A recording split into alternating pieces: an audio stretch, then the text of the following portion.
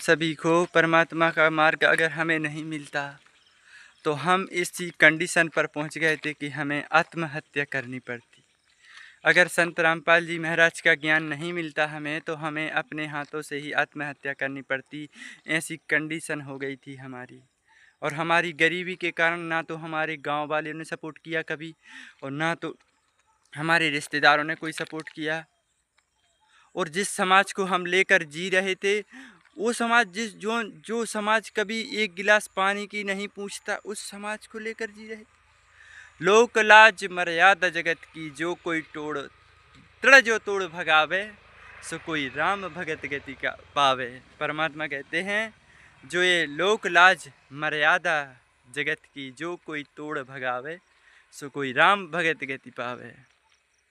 हमें यह बात बहुत पहले समझ जानी थी, जो अब समझ रहे हैं। हमें इस समाज और रिश्तेदार और इन सब और पाखंडी धर्मगुरुओं को और देवी देवताओं की मूर्तियों की पूजा और व्रत उपवास शुरू से ही छोड़ देना था। जैसे ही ज्ञान होता गया तो हम उनसे दूर हो गए।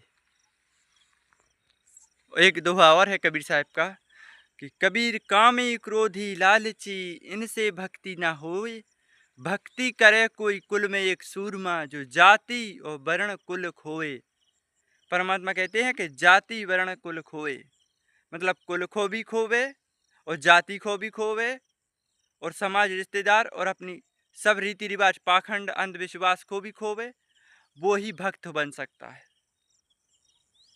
और ये आज के समय में इन चीज़ों को कोई त्याग नहीं सकता। काम क्रोध मोह लोभ, केवल पूरी पृथ्वी पर संत रामपाल जी महाराज जी के शिष्य ही हैं जो इन चीज़ों का त्याग करते हैं।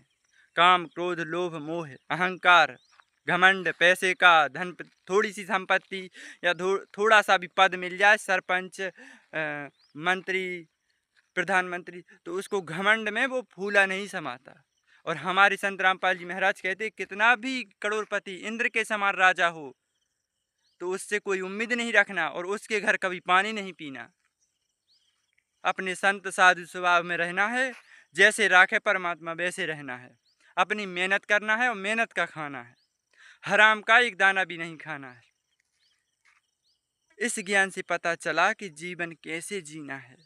हमारे परमात्मा कबीर साहब जी एक झोपड़ी में रहा करते थे। ये होती है सच्ची भक्ति और भगवान की पहचान। सत साहेब, राम राम सभी।